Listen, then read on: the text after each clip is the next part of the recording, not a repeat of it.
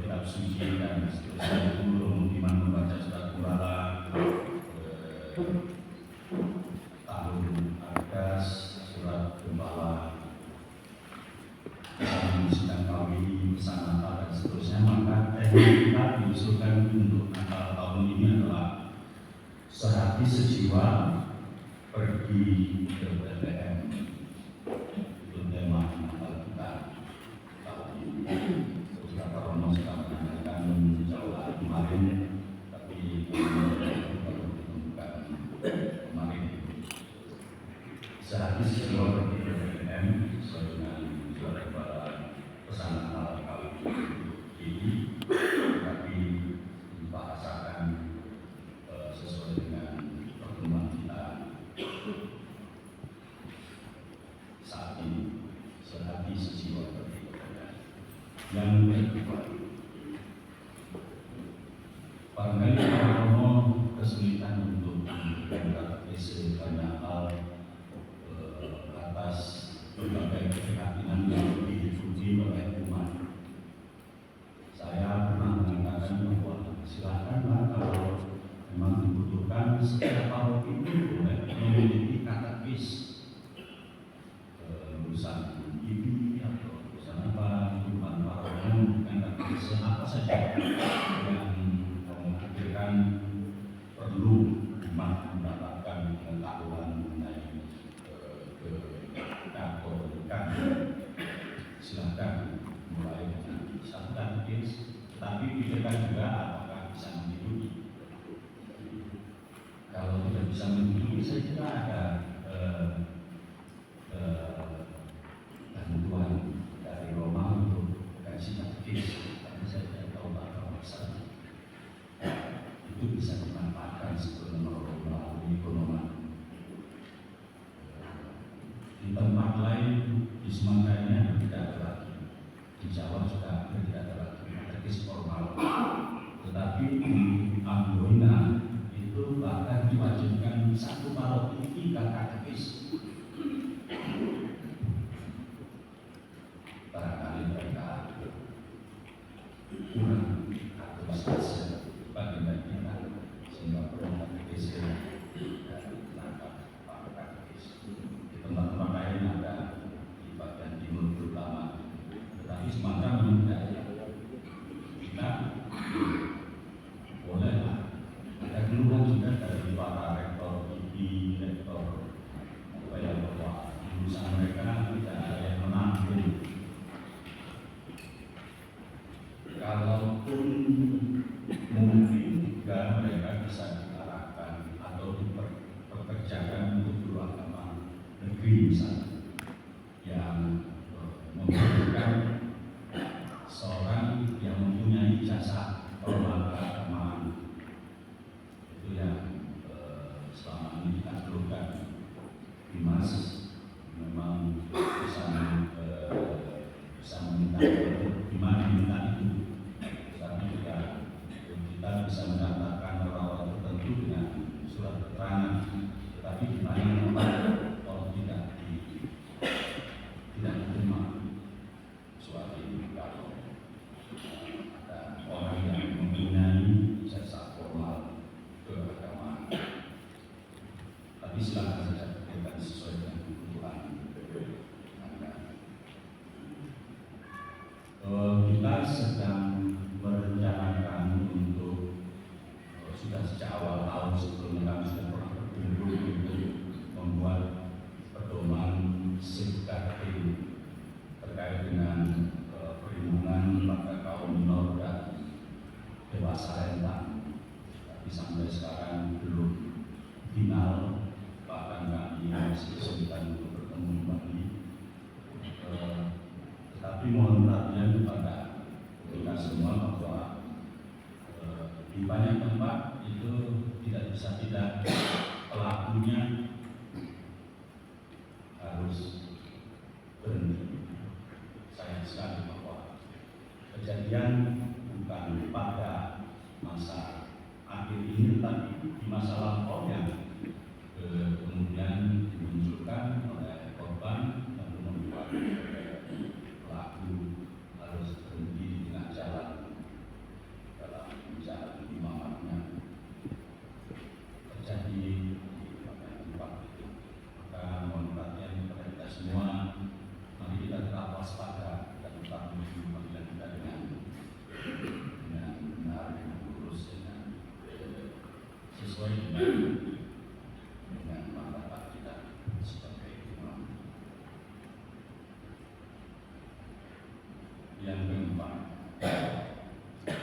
Kita sekarang mempunyai 5 dekan, istilahnya sekarang dekan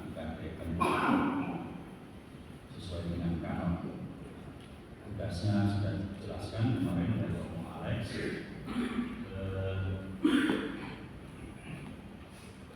Bersama dengan mereka yang ex-officio itu nantinya kita akan membentuk tim pemekaran yang dulu sudah ada, tapi mohon maaf bahwa kita kurang memfungsikan. Dulu sudah ada, tapi sekarang sudah pasti takut semakin lupa, walaupun semuanya isi-isi. Bersama dengan Dirjen, para dekan akan menjadi dan sekretaris, mereka akan menjadi tim pemekaran, termasuk bagaimana nanti memikirkan apakah jadi kelihatan di depan kapan kita menggunakan sebagai keuskupan. Kalau dalam pikiran saya sih harus ada tahap-tahap tertentu dan akan target entah tahun berapa membangun apanya atau tahun berapa akan menyelesaikan apanya. Pengalaman di Labuan Bajo segera bahkan rumahnya pun sampai sekarang belum selesai. Toh sudah bisa diresmikan. Lalu katedralnya juga masih sangat sederhana, ya, belum ada sinar sekali. Toh sudah diresmikan. Apakah mungkin kita menyiapkan tahap-tahap tertentu, apanya dulu, dan seterusnya. Lalu pada saatnya kita melakukan dan kita harapkan pada saat tertentu misalnya terjadi hal-hal seperti itu, pastilah tidak bisa dipikirkan sendiri.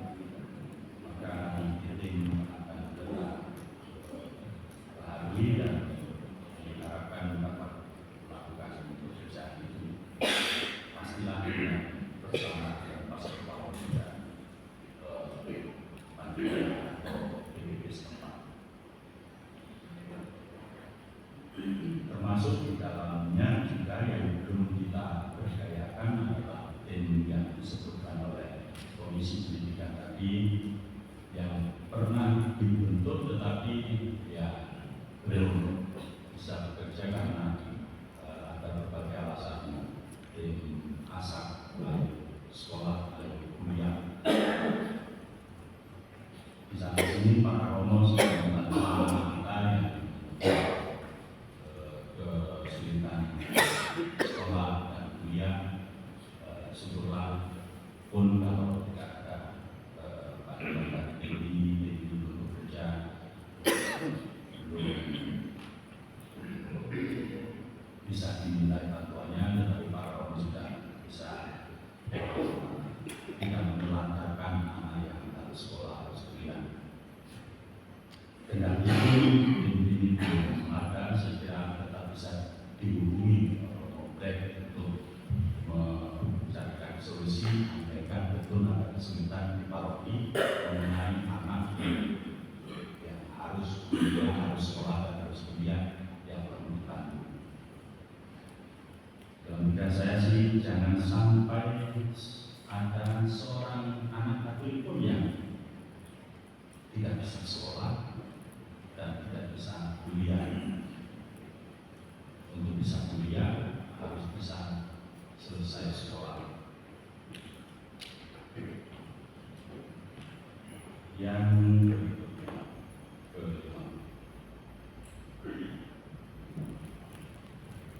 beberapa kali para pembicara kita juga sudah saya singgung di awal dulu, mohon para romo mengawali tahun liturgi, tahun atas dengan membuat program kerja bersama PBB, program kerja dengan raknya juga sekalian. Di Pangkal Pinang sudah sangat lama berjalan dengan sangat baik. Setiap paroki membuat program kerja di bulan November sudah selesai diserahkan kepada ketua pastoral. Saya pernah ketua pastoral dan pastoral sini selama 1 tahun, dan saya menerima laporan koreksi menyetujui atau tidak menyetujui program kerja itu dilaksanakan. Saya meminta guru parodi dan pengarang juga membuat rencana kerja dan laporannya tiap tahun. Sampai saya pergi hanya 3 paroki yang bisa dengan tertib membuat program kerja dan membuat laporan. Paroki-paroki yang lain banyak.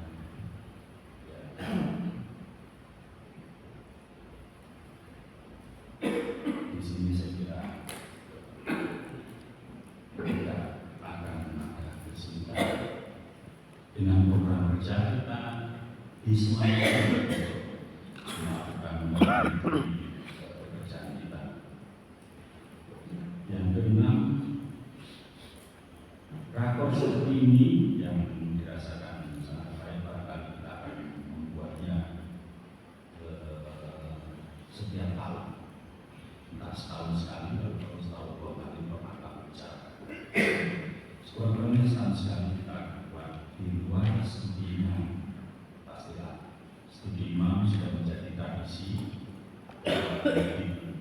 di saat pandemi itu berhenti. Kita sudah memulainya dari tahun ini, di awal tahun ini. Lalu itu pasti akan kita jadwalkan studi imam. Lalu rakor seperti ini itu di luar studi imam akan kita buat juga secara berkala. Setiap tahun pernah bisa atau 2 kali berkali atau 2 kali. Ketujuh, tentang aset yang disampaikan Romo tadi malam. Usia kesukaan kita ini sudah hampir 100 tahun. Sejak di penghulu bahkan sudah lewat. Tetapi masih banyak aset yang apakah karena ada penambahan atau karena memang tidak pernah diseriusi di mana atau di sertifikatnya. Kita masih mendengar kemarin masih ada banyak yang belum bersertifikat dan seterusnya. Apakah juga memang tidak bisa diurus sertifikatnya karena tanah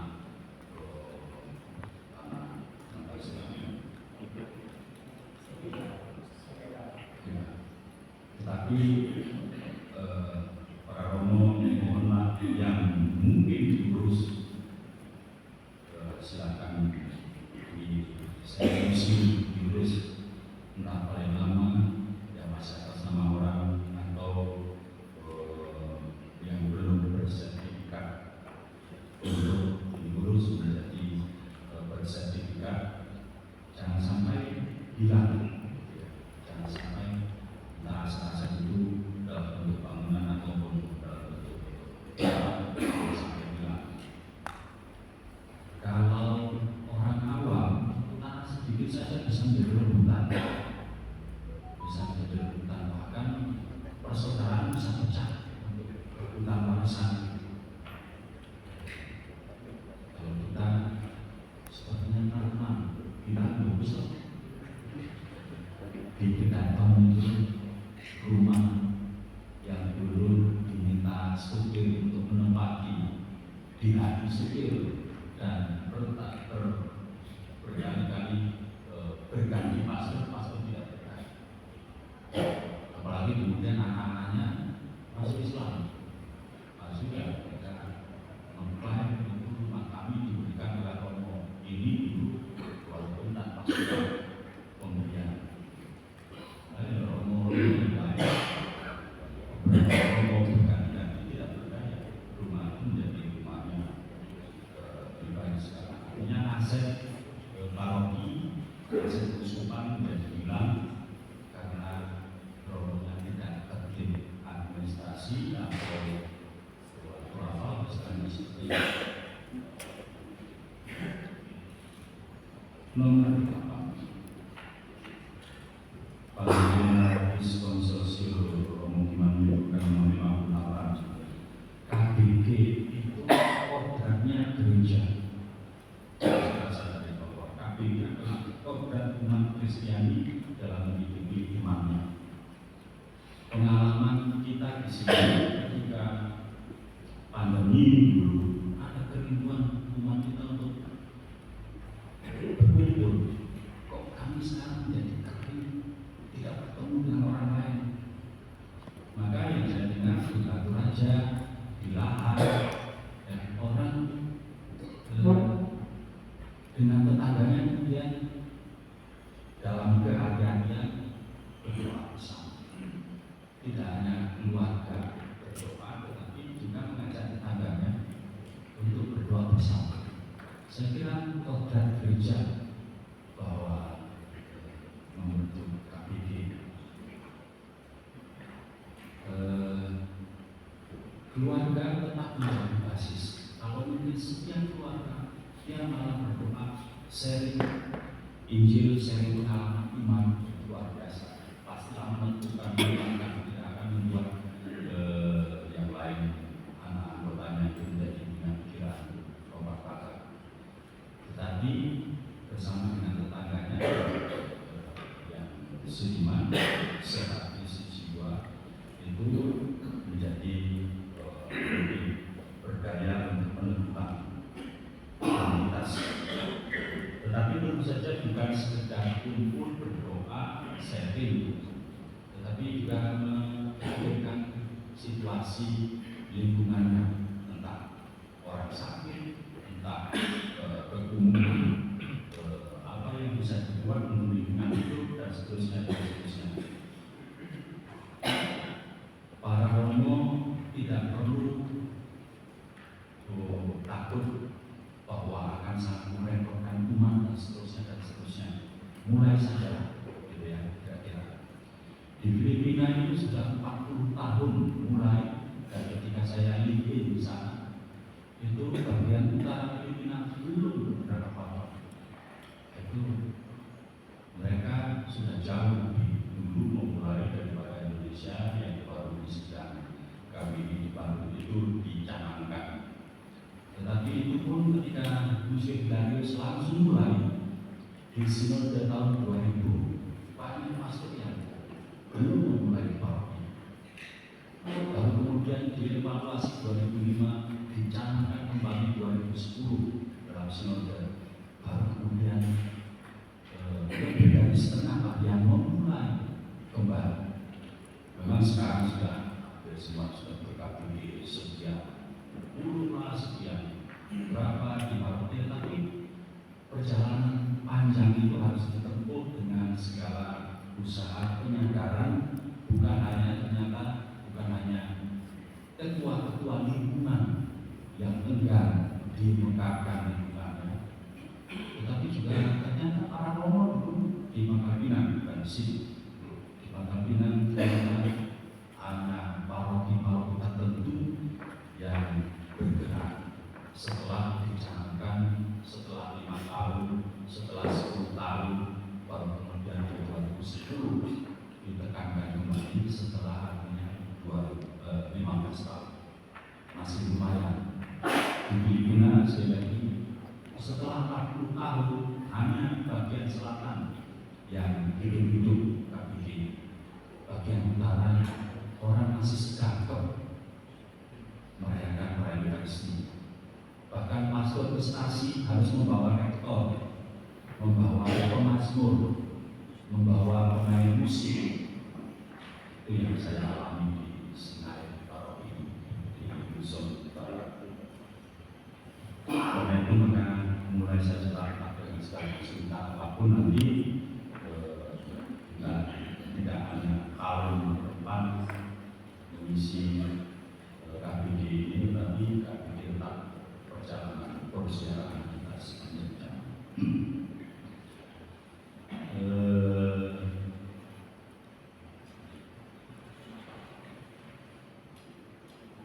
Jumlah anggota dari maksimal 10 itu pastilah fleksibel.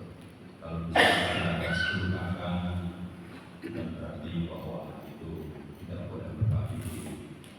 Nah, kalau hanya ada 3 kakak, 2 kakak, atau 3 kakak pun di tempat itu harus tetap berjalan kaki seperti baca, seperti pada pandemi. Curug sudah mulai, tempat air juga sudah mulai.